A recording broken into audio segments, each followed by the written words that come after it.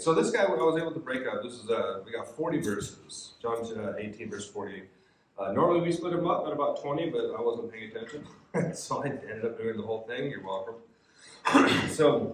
But what I did, I've got this thing broke up into 3 different sections here. Section 1 is going to be verse 1 through 14, and that is the betrayal. Section 2 is verses 50 through 27, the unlawful trial. And then last section 3 is going to be verses 28 through 40, Pilate and the truth. Pilate and the truth. That is 40 verses, so I won't read straight through the whole thing like I normally do. But what I'll do is I'll read the first section, and then we'll come back and tackle each one of the pieces. So this is John 18, 1 through 14. When Jesus had spoken these words, he went forth with his disciples over the brook Kidron, where was a garden, into which he entered and his disciples. And Judas, which betrayed him, knew the place, for Jesus oftentimes resorted thither with his disciples. Judas, then, having received a band of men and officers from the chief priests and Pharisees, cometh thither with lanterns and torches and weapons. Jesus, therefore, knowing all things that should come upon him, went forth and said unto them, Whom seek ye? They answered him, Jesus of Nazareth. Jesus saith unto them, I am he. And Judas also, which betrayed him, stood with them. As soon then as he had said unto them, I am he, they went backwards and fell to the ground. Then asked he them again, Whom seek ye? And they said, Jesus of Nazareth. Jesus answered, I have told you that I am he. If therefore you seek me, let these go their way. That the saying might be fulfilled which he spake, Of them which thou gavest me have I lost none. Then Simon Peter, having a sword, drew it, and smote the high priest's servant, and cut off his right ear. The servant's name was Malchus. Then said Jesus unto Peter, Put up thy sword into the sheath. The cup which my Father hath given me, shall I not drink it?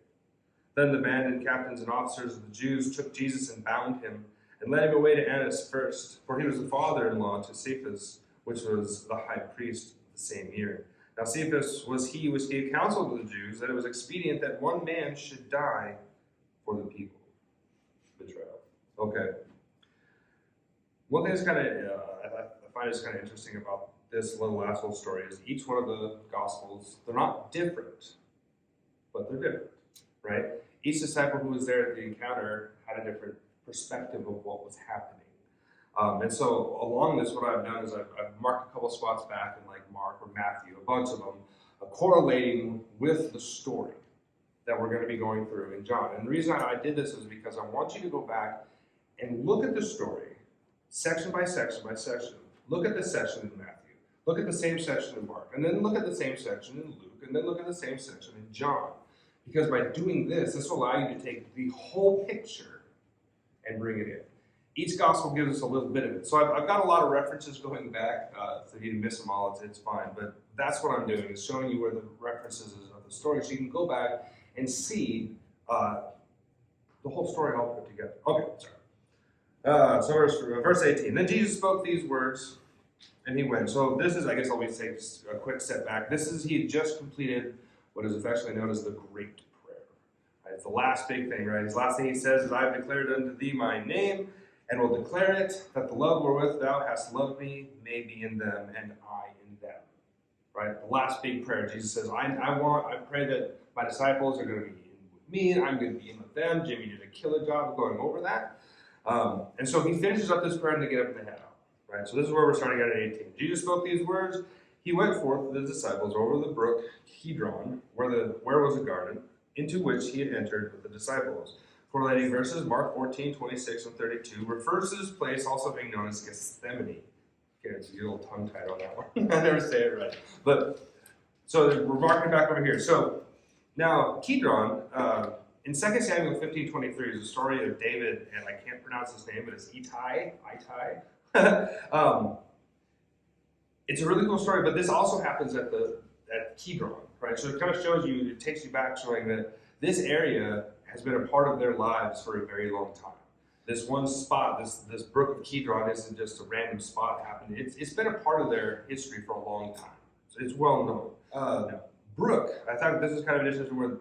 They put in the word brook Kidron. Now in your Bible, it might be spelled out with like C-E-D-R-O-N, but it's pronounced with a K. The word brook actually signifies to a stream or creek that flows during winter. So they're saying the brook Kidron is the creek, this creek flows during winter. There's always water going through it. Okay, very, very fun. Verse 2, and Judas also, which betrayed him, knew the place, for Jesus oft times resorted thither with his disciples. Again, Luke 21:37 and 22:39. Luke here will speak of previous visits that the disciples had come back to here. Verse 3, Judas said, having received a band of men and officers from the chief priests and Pharisees, cometh thither with lanterns and torches and weapons. Luke 22:47 through 53. You can read the correlating story there. Now, this is kind of interesting. The word band, right? It says he got himself a band of men and officers. This word band, the Greek word is spira. You can roll your R, do it, because that's what the end of it. Spy, like your eye, and ra, spira. It's a word that means a military cohort with what's approximately about 600 legionaries in it. So this word band, he's saying that this guy, Judas went and got a group of 600 legionaries. It's a lot of people to come get one guy, right? But now this doesn't mean that all 600 were present, though, but that those who were a part of this group were called on the soldiers. So these were a specific group of Roman soldiers that the Jewish leaders could call upon in times of emergency that threatened the public interest. The city was full of pilgrims, many sympathetic to Jesus. The Jews didn't want an uprising, so they went at night with a lot of soldiers. Right? So we got this band of 600, then we have the officers. The officers were actually the temple police who were in service of the Jewish rulers. You can read about them some more in Acts 5:22, refers to the officers again. So there is a grip of people coming to get Jesus. They didn't just show up with 10 or 20 of them. We're into the hundreds. There might not have been a total of 600. The whole legionnaires might not have come, but a pretty big amount of them, because they were waiting for an uprising. A lot of people were like, hey, people love Jesus. If we go scoop him up, there's going to be a problem. They came ready for a fight, a big one. Right? So, officers, they got a group of people here. Verse 4. Jesus, therefore, knowing all things that should come upon him, went forth and said unto them, who seek ye? John 6:64, 13:1 and 3, and 19:28. Go check these guys out. Jesus goes out to meet him. Now, this is, you got to imagine this here as we get down a little bit further. This is pretty amazing. Here comes this group, big group of people, torches, swords. They're ready to go. They're ready for a big issue. And they're in the dark, right? It's not daytime. They can't see, so they're going. And all of a sudden, you're in this big group, out steps this guy. Hey, who are you looking for? Now, if 600 dudes are coming after me, I wouldn't be stepping out saying, what's up, guy? You know? It's kind of interesting. Jesus, he steps right out there. He knows what's going on. He knows it's his time. He's not running away from it. He's not going anywhere. He goes, up, here we go. Let's do it. Let's do it. Right? Whom seek ye? They answered him, Jesus of Nazareth. Jesus said unto them, I am he. And Judas also, which betrayed him, stood by him. Now they said, answered him, Jesus of Nazareth. Correction is Jesus the Nazarene, as if you were to put it up for the actual words. Not Jesus of Nazareth, but Jesus the Nazarene. Verse 5. Matthew 21:11 is also the correlating story. Now we're talking about Judas, right? It says Judas was also in among them. We can reference again to the prophecies back in Psalms. Psalm 41:9. Yea, mine own familiar friend, in whom I trusted, which did eat of my bread, hath lifted up his heel against me. Right? Prophecy of Judas right here. Verse 6. And as soon as he had said unto them, I am he, they went backward and fell to the ground. Now this is pretty crazy. Like I looked this up and I was like, what is that? Backed up and fell to the ground. No, literally, they took a step back and laid face down prostrate on the ground. Jesus Christ walked out, stepped out in front of several hundred people and said, who are you looking for? Said, Jesus the Nazarene. I'm Jesus. Yeah. Kind of interesting scenario there, right? You got this big mob mentality. People, come to get him. Jesus is like, yeah, I know who you're looking for. They're like, down the ground, right? Prostrate. When I was reading, I was like, did they really? Really? So I went back and looked. They really did. Laid flat out on the ground. Believers, non-believers, the whole 9 yards. The power of Jesus Christ and his word set them all flat on their face. Verse 8. And Jesus said, I have told you that I am he, therefore you seek me. Let these go their way. Again, Jesus tells them who they're seeking. And 9, they say, that the saying might be fulfilled which he spake, of them which thou gavest me, I have lost none. Right? Jesus says it several times, 2 spots in John 6:39 about not losing anyone. And then here I'll read to you John 17:12 is during his great prayer. He says, while I was with them in the world, I kept them in thy name. Those that thou gavest me, I have kept. And none of them is lost, but the son of perdition, that the scripture might be fulfilled. The Greek word on the lost and perdition is destroyed. None of them have been destroyed except the son of destruction. Kind of interesting, right? He's called the son of destruction. So Jesus, once again, he goes, hey, I'm who you're looking for. And if you guys just said again, I'm who you're looking for, then let these guys go. Let them go. Verse 10, and Simon Peter, having a sword, drew it and smote the high priest's servant and cut off his right ear. The servant's name was Malchus. Matthew 26:51, reference to follow the story on there, another telling. Now, it is understandable after Peter's declaration of loyalty. John 13:37, let's take a step back here real quick and kind of 13:37. Here it says, Peter said unto him, Lord, why cannot I follow thee now? I will lay down my life for thy sake. Right? This is right before Jesus tells him he's going to deny him 3 times. Right? Peter's like, I'll die for you. I'm your man. I'm going to be right there and right there. So in 18, when this giant cohort of people come in, what does Peter do? I told you I'd die for you. He's starting to go. Right? The disciples are still in that carnal mindset of battle. Jesus is supposed to come and conquer the Romans and supposed to take over. Right? So here's the fight. Peter's ready. He's got his sword. He's like, let's do this. I'm on your side, Jesus. Let's do it, right? Peter has this sword on him because of a previous counsel. In Luke 22:35-38, Jesus gives us a description on it. The Lord was symbolic of days of turmoil ahead, but was not meant for literal use. Malchus was a slave to the high priest. Servant is a different kind of word. And Jesus is talking advice to his disciples. Jesus says, and he said unto them, when I sent you without a purse and scrip and shoes, lacked ye anything? And they said, nothing.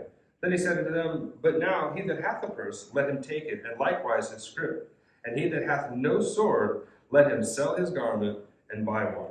For I say unto you, that is written must yet be accomplished in me. And he was reckoned among the transgressors, for the things concerning me have an end. Jesus telling him, get swords. Peter was like, oh, sword? Yeah, we got swords, right? He said, we have 2. What did Jesus say? That's enough. Would 2 swords really be enough for a fight against the Romans? No, it wouldn't, right? But Jesus says, yeah, that's fine. You guys still aren't getting it. It's cool. But so Peter has a sword. He's ready to fight. He's ready for the Israel. He's ready to go at it. And he attacks poor Malchus. And we know the story. Jesus heals his ear, right? But John kind of skips over this little bit right here. So, coming into verse 11. Then Jesus said unto Peter, put up thy sword into the sheath. The cup which my Father hath given me, shall I not drink it? Matthew 20:22 and Matthew 26:39 are also references of Jesus talking about the cup that the Father has given him. Verse 12, then the band and the captains and the officers of the Jews took Jesus and bound him. So they take Jesus up. Now remember, some of these men have tried to lay hands on Jesus before, but were unable to. John 7:45-46, we know several times Jesus was preaching and teaching, and they came in to try to lay hands on him, and it said Jesus just walked out. A lot of these people are the same guys who tried to grab a hold of Jesus here. So when they go to tie him up, they grab a hold of him and they tie him up. They know how easily Jesus was able to just walk away before. They're not going to let this happen. So John makes a special mention here that they grabbed him, they tied him up. Jesus is no longer under his own control, per se, right? They have him. Verse 13, and they led him away to Annas first, for he was the father-in-law to Cephas, which was the high priest that same year. Now, following the story, Matthew 26:57, then leading him to Annas, Cephas, if I'm saying his name right, which I'm probably not, but close enough. Luke 3:2-4 and Acts 4:6 also talks about Annas, and then Matthew 26:3, right, following along with that, with the storyline in here. Now, verse 14. Now, Cephas was he that gave counsel to the Jews that it was expedient that one man should die for the people. Now, that was in John 11:50, right? Now, he didn't realize what he was actually saying. He was looking at it and going, hey, it's going to be better that we kill this guy so that our nation doesn't get smashed by the Romans. Because the Romans think that this guy's going to create an insurrection, they're going to stomp us all down, right? So Cephas says, it's better that we kill one guy for the better of the nation. He didn't really know how deep that really was, right? Inspired by the Holy Ghost. Now, verse 40, Annas, Cephas' father-in-law. Annas was, these guys are nuts. Annas was very active. He had several sons succeed him in the office of high priest, giving this one family a monopoly on the high priesthood for over half a century. Luke is the only other author who mentions Annas. Again, I said in Luke 3:2 and Acts 4:6. The ancient Jewish sources label the regime of Annas as corrupt. He wasn't even very good at hiding the corruptness of their family.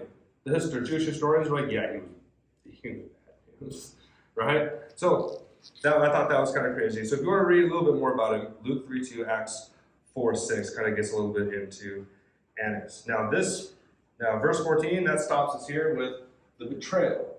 Now we're coming into section 2, it's the unlawful trial, verses 15 through 27. So correlating with 15, Mark 14:54, and John 22-5. This is we'll get into here in a second. So Simon Peter followed Jesus, and so did another disciple. That disciple was known unto the high priest, and went in with Jesus into the palace of the high priest. Now, this is assumed to be John. Nowhere in here does it say John. Like before it says the disciple that Jesus loved. It's assumed that it's part of John. Anyway, so it doesn't say it, but we assume that it is John. Now, what's crazy about this, it says John was known by the high priest family. This word known is nostos, right? G-N-O-S-T-O-S, nostos, which is most likely a connection and traced through his mother and family. Because of the connection, John is able to get Peter inside. So somehow John's family is known to the high priest. And because of that, when they walk Jesus into his house, he's able to walk right on in with them. Peter gets stopped at the gate. So what does John do? John turns around and goes, hey, okay, right? More of that in just a second. Place the high priest. So John gets Peter in. But Peter stood at the door without, then went out that other disciple, John, which was known to the high priestess, spake unto her that kept the door, and brought in Peter. And so John got Peter, brought in special favor. Verse 17, then saith the damsel, or the servant maid, that kept the door unto Peter, art not thou also one of the man's disciples? And he saith, I am not. Matthew 26:34, the first denial, right? No sooner does Peter get access into the house to be witness to what's about to happen to Jesus, he denies Jesus. Immediately, right away, boom. Verse 18, and the servants and officers stood there, who had made a fire of coals, for it was cold, and they warmed themselves, and Peter stood with them and warmed himself. Now remember, these are the same guys that just showed up at the garden and grabbed Jesus and rolled him out, right? The same people. It was not a different group of people. Same exact same people that are sitting here. So Peter joins a group of the soldiers next to the fire. So he's in the inner court. He's in the courtyard of the house, which is still technically outside. I don't have a picture of the ancient houses, but you can kind of imagine a square, and then the house kind of in the back, an open front area being open. That's the courtyard. Okay, verse 19. The high priest, right? So then John cuts back to Jesus, right? Just focus on Peter. Peter's gotten 2 denials now. John flips the script, goes back over to what's happening with Jesus. In verse 19, the high priest then then asked Jesus of his disciples and of his doctrine. They begin to try to work together something that they can use against him, right? They're starting to we can get him to trip up what he's saying. We just keep asking questions, get him to mess it up. Verse 20, then Jesus answered him, I spake openly to the world. I only taught in the synagogue and in the temple, whither the Jews always resort. And in secret have I said nothing. Jesus spake open to the world, Luke 4:15. Jesus speaking in the synagogues, John 6:59. And Jesus teaching in the temple, Mark 14:49. Right? So again, Jesus is telling the truth here, right? Jesus is truth. He's like, hey, I never said anything in secret. Nothing ever in secret. Always out front, always available, always non-visible. Verse 21, then Jesus turns around and he asks them a question. Why asketh thou me? Ask them which heard me. What I have said unto them, behold, they know what I said. Right? It seems like Jesus is getting a little attitude, but not quite. What's interesting is when he says, why asketh me? This seems kind of a generalized question, but it's not. Objective Greek. The way this is said is Jesus is actually accusing them of an illegal process. He's saying, why are you asking me these things? There's no witnesses. There's not a proper court hearing. He's calling them out for the illegal procedures that they're doing in this one little sentence. Like, why are you guys asking me all this? What are you doing? You know you can't be doing it this way. This is against the law. I just love that. He's calling them out right in front of them. And then, why ask of me? Yeah, Jesus is actually implying that the procedure is legal. There's no witnesses. He's being made to implicate himself by his own testimony. We all know that's not a very good thing, right? Jesus, he's getting hammered over here, but he knows it, and he's calling them out for it. Excuse me, verse 22. And when he had thus spoken, one of the officers which stood by struck Jesus with the palm of his hand, saying, Answerest thou the high priest so? Correlating story to this is in Jeremiah, actually, verse 2. Jeremiah is being ridiculed by Pashur, and Pashur strikes him. That's kind of a neat story in the back. You've never read that story. So apparently one of the officers, one of the temple police, thought the answer was impudent or not showing enough respect. So he decides to strike Jesus with his open hand. So Jesus, he's answering the question. And all of a sudden, out of nowhere, this guy gets all hot and bothered, and pow, he smacks Jesus in the face. Yeah, 23. And Jesus answered him, If I have spoken evil, bear witness of the evil. But if well, why smitest thou me? Notice the colon in here. There's a pause. It says, if I have spoken evil, bear witness of me. He stops and gives the guard a chance to tell everybody what he has done wrong, like what Jesus had said that was so terrible. He says, bear witness of what I said. If I said something evil, let us know. Then he waits for a second. There's no response. They've got nothing. They have nothing. They never have, they never will. The officer is not able to give it. So Jesus comes right back and he says, but if well, so he goes, obviously I said the truth, why did you hit me? So tell everyone what I did wrong to deserve to be smacked in the face. The man remained silent. He says, okay, so if I said the truth, why did you hit me? They don't have anything. They're desperately trying to find a way to get Jesus. They can't do it. They can't do it. Jesus rebukes the officer's actions. They had no answer to this. And finally, they sent him away to Cephas. Verse 24. Now, Annas had sent him bound to Cephas, the high priest. Now, going into the high priest, Cephas, the Sanhedrin. These are all the top guys. These are all the important officials. This is the right hearing.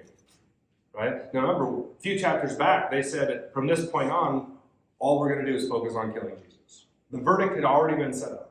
Right? So when they got him, they had him early, and it's like, well, we need to find more information. So they grill him and grill him and grill him and grill him. And Jesus is like, you can't do this. This is illegal. They get mad at him, and they ship him off over to Cephas. Now we're in the real trial. Right? Now we're in the real trial. Verse 24, Matthew 26:57, correlating, and then John 11:49. Verse 25. And Simon Peter stood and warmed himself. All right, so we come back to Peter. John, we talked about him. Jesus changed subject. We come over here to Jesus, see what's going on with him, and then he turns back, and we come back over here to Peter. And Simon Peter stood and warmed himself. They said, therefore, unto him, art thou also one of his disciples? He denied and said, I am not. Luke 22:58-62. Correlating story on that. This is the second denial of Jesus by Peter. This is the second time. So he's walked through the door. The girl at the door goes, hey, aren't you with him? Nope, that ain't me. Sneaks off over to where the officers are. It's cold outside. They started a fire. He's got himself. He's mingling in. He doesn't want to be noticed. He's trying to blend into the crowd and just be there. Somebody else at the fire says, hey, what are you? Not ain't me. Not me. Denied. Twice in a row now. 26, one of the servants of the high priest, being kinsman, whose ear Peter cut off, said, did not I see thee in the garden with him? The guy said, hey, I'm pretty sure you're the guy who cut my friend's ear off. That's a pretty big accusation. He's like, I was there. I'm pretty sure you're the guy who cut my friend's ear off.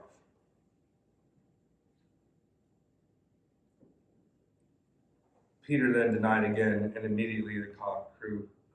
Verse 27, John 13:38. The third denial, the third time. As soon as he did it, the cock crowed. And he immediately remembered. Now, John walks away from the story. We know the other Gospels that Peter, at this point, was actually screaming curses and kicking dirt and making quite the blue, trying to prove that he was not a part of this. Right? So John doesn't really get into the details of Peter's reaction, but they're pretty intense. You should definitely go back and read and see Peter. He loses his brains. He's like, ah, not with him. Kind of nuts. So the kinsman, he recognizes. The third one, he says, nope, that's not me. Section 3, verse 28 through 40, Pilate and the truth. So we come in here, verse 28. Then led they Jesus from Cephas unto, so we've left the Sanhedrin, we've left the proper trial, we've had our bad trial, our real trial, and now we're heading over to Pilate. Verse 28, he says, then they led Jesus from Cephas unto the hall of judgment, and it was early, and they themselves went not into the judgment hall, lest they should be defiled, but that they might eat the Passover. Matthew 27:11 through 14. Now, by law, the reason they stayed out is because this to make they're not allowed to enter into the house of a Gentile, heathens. Right? It makes them unclean. And they're about to eat Passover, they can't become unclean.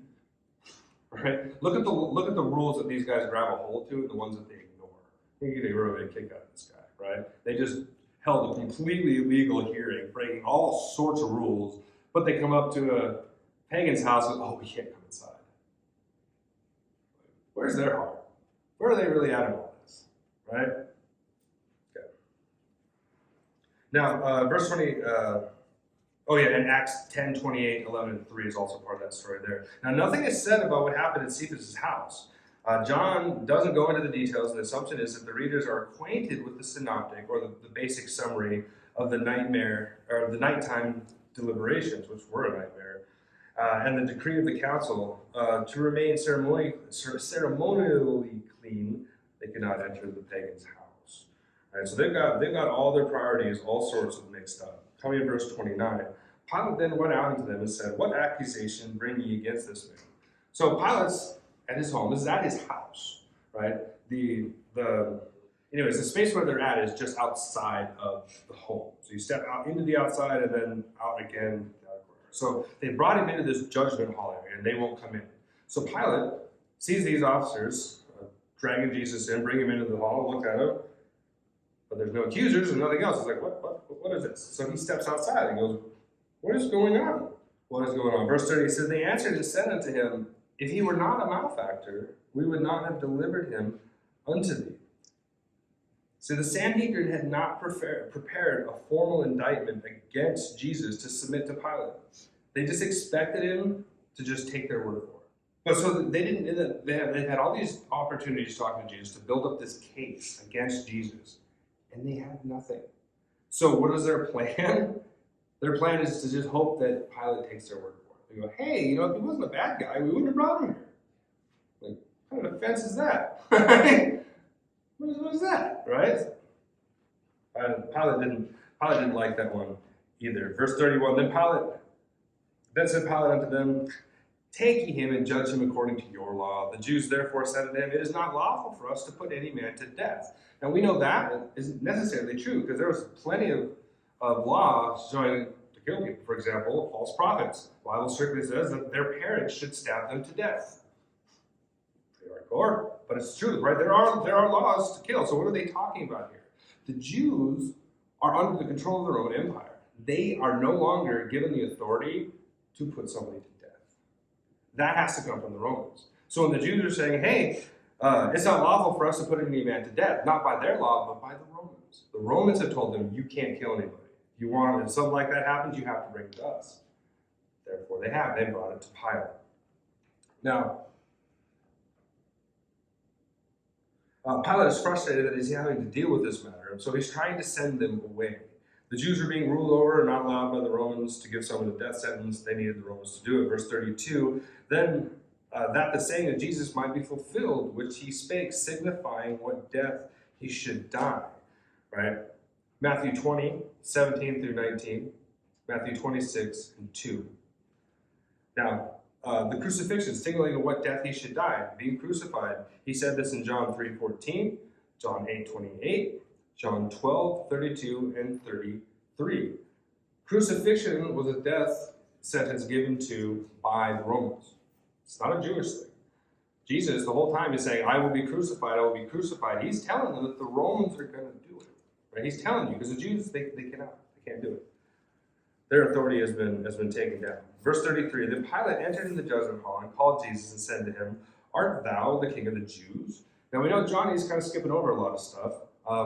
You go back and read the other ones. They're yelling accusations about it. He's saying he's God. He's the king of the Jews, and they're just throwing these things out at Pilate. And so that phrase now, the king of the Jews, now that turns Pilate's ear, because that says, oh, okay, so this guy says he's a king.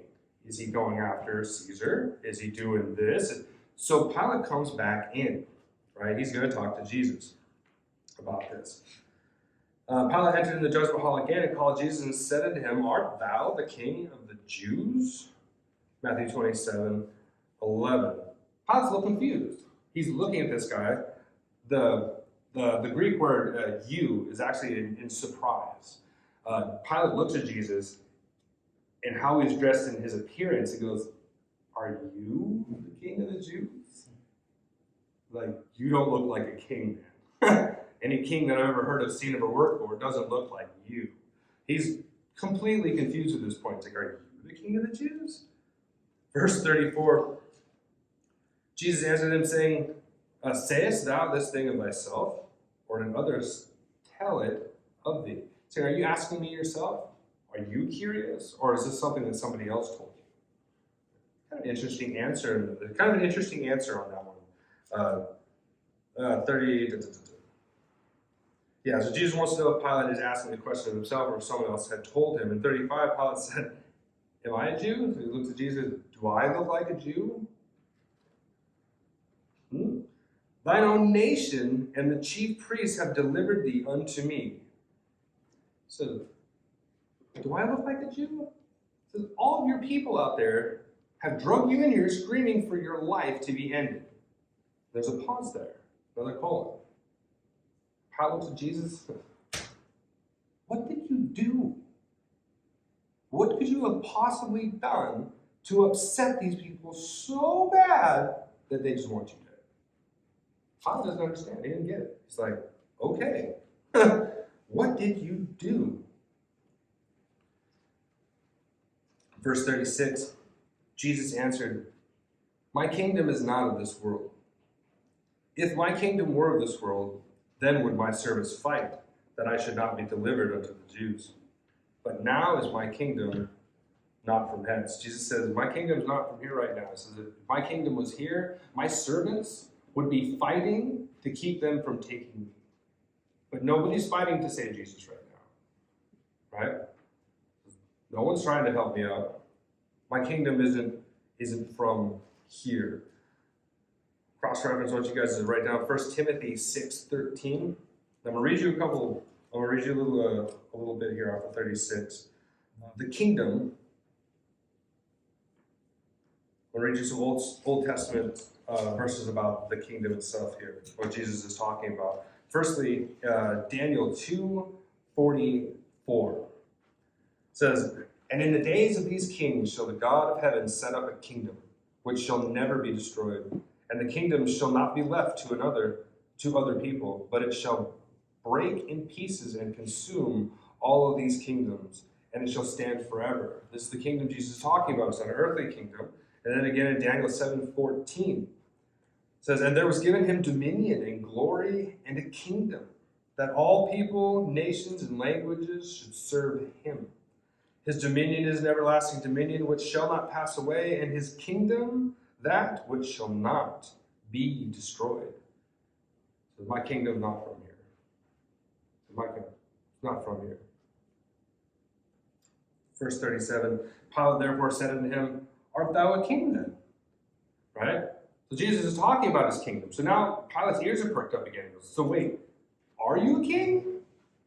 Again, the inflection of confusion in the word "are," as in you, he's looking at Jesus going, "You do not look like a king." Pilate said 37 to him, "Art thou a king?" 38.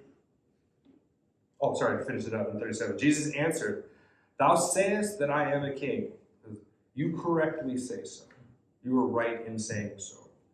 To this end was I born, and for this cause I came into the world, that I should bear witness unto the truth. Every one that is of the truth heareth my voice." Jesus says, "I am a king. You say it correctly. I was born to be a king here. I came into the world that I should bear witness." He says, "I'm a king. I'm here to do this." His whole job is to bear witness of the truth. What's the truth? Who's the truth? Jesus is the truth. To bear witness.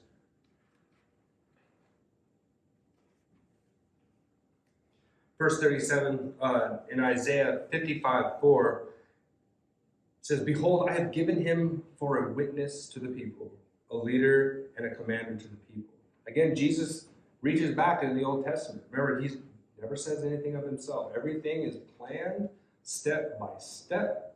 And here again, he refers back to, "I'm here to be a witness." What did the Old Testament say? God said in the Old Testament, "I'm going to bring you a witness." Here he is. He's right there. Okay? Verse 38, Pilate saith unto him, "What is truth?" And when he said this, he went out again into the Jews and said unto them, "I find in him no fault at all." Pilate's, what is truth? Pilate comes from a pagan world. There are so many truths out there. There's so many gods, so many this, so many that. And Jesus tells him, "I'm here to bear witness of the truth." Pilate's world, there's no truth. There's a king and there's laws. Pilate's, what is truth? Throws it off. It's nothing. What is truth? He said, and when he had said this, he went out again into the Jews and said to them, "I find in him no fault at all." Now, when he says this, it's not that he's saying there's nothing, he hasn't done anything wrong. What he's saying is, I don't see anything that he's done that's worthy of death. You guys want me to kill him, but I don't see any, he hasn't done anything. You haven't shown me any reason to actually kill this guy. So I don't find any fault in him to this, right? Now, they're accusing him of being a king and going against Caesar, and Pilate's going, "No, there's no problem here. I don't see the issue," right?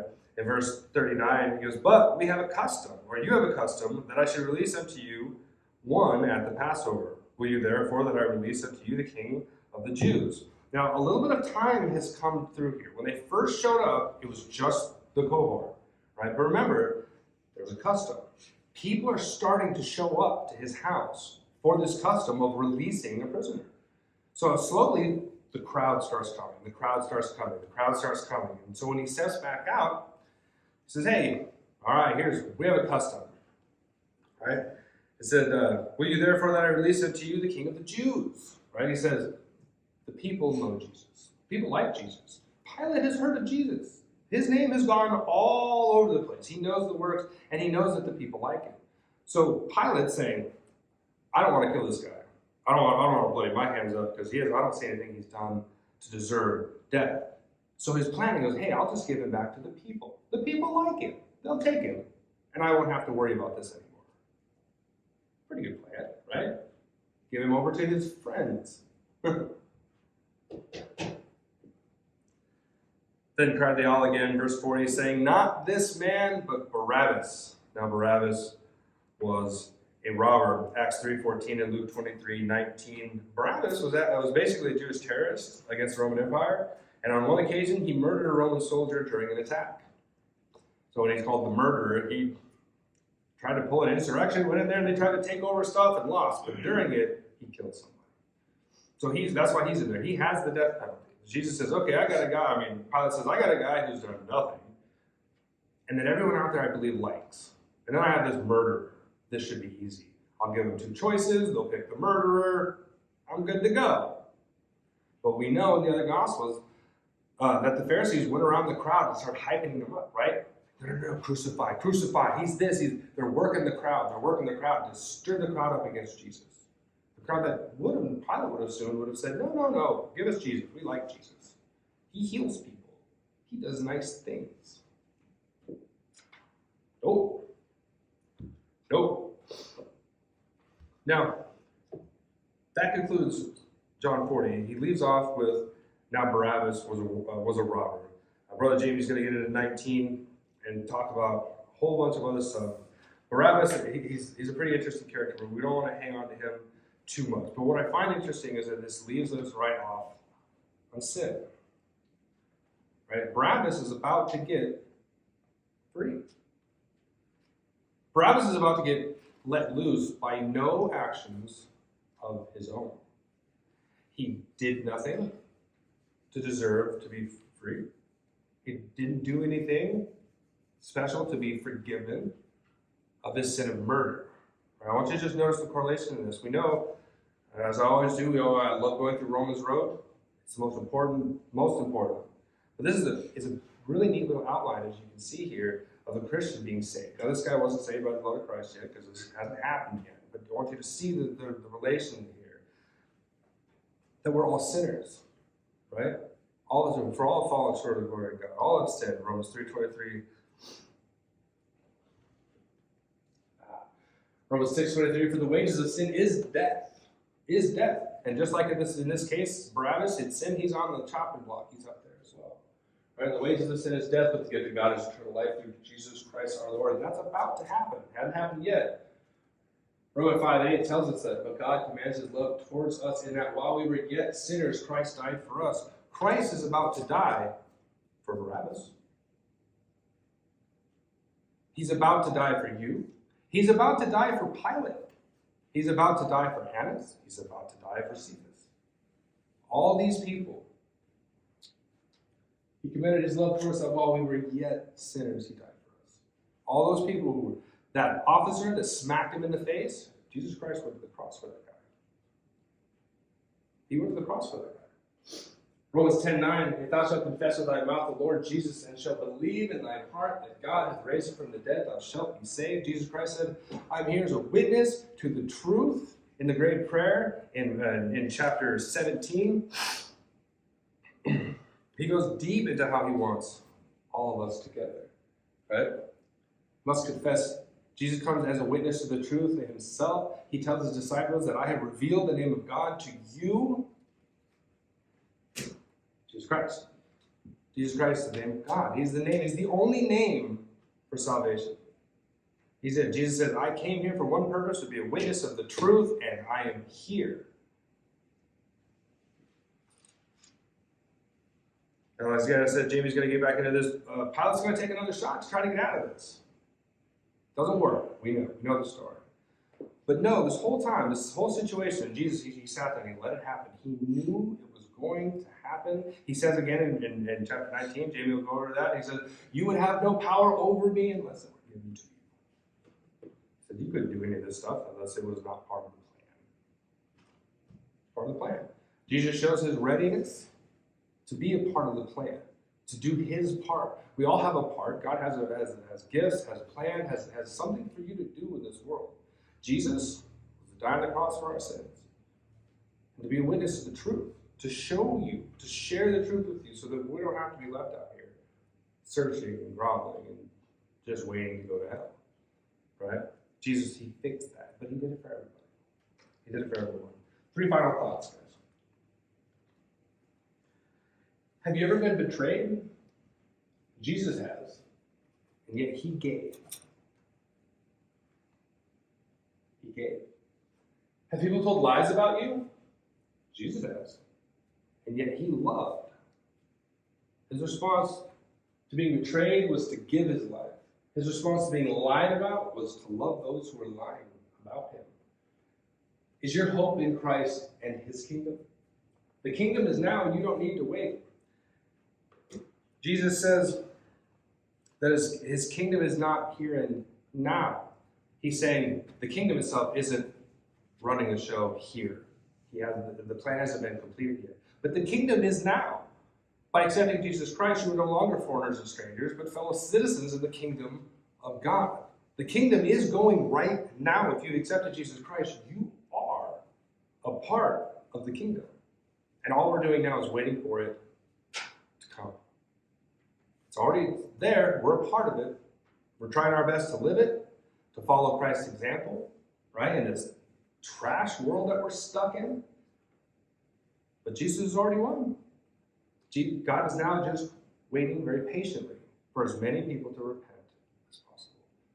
And the moment that last person in their heart says, I believe in Jesus Christ, that he died, he raised from the dead. You know what's going to happen? Out of here. That quick. Boom. The last person will go, I do believe in Jesus. Boom. Next thing you know, we're up in the sky. And it's coming real quick. It's coming real quick. So again, guys, have you ever been betrayed? Jesus had. You ever had lies told about you? Jesus had. I pray that your hope is in the kingdom. Because if not, there's no other hope. There's nothing. This is a dead-end train. There's a giant brick wall at the end of this track. And it's going to hit. And it's going to go boom. It's going to go boom. And I think in Psalms, one of the Psalms says, the Lord spoke, the world, the heathen screamed, and the world melted. That is the future of this world. Everything that you think you might take, like the books, papers, these clothes, these neat little $20 sandals, they're all going to burn. It's all going to go away. Move your priorities out of this world and into the kingdom. Put your hope into the kingdom in Jesus Christ. So I promise you, when this all lights on fire, you're not going to want to be here. And I hope to see you guys all over there with me. Okay, that was John 18.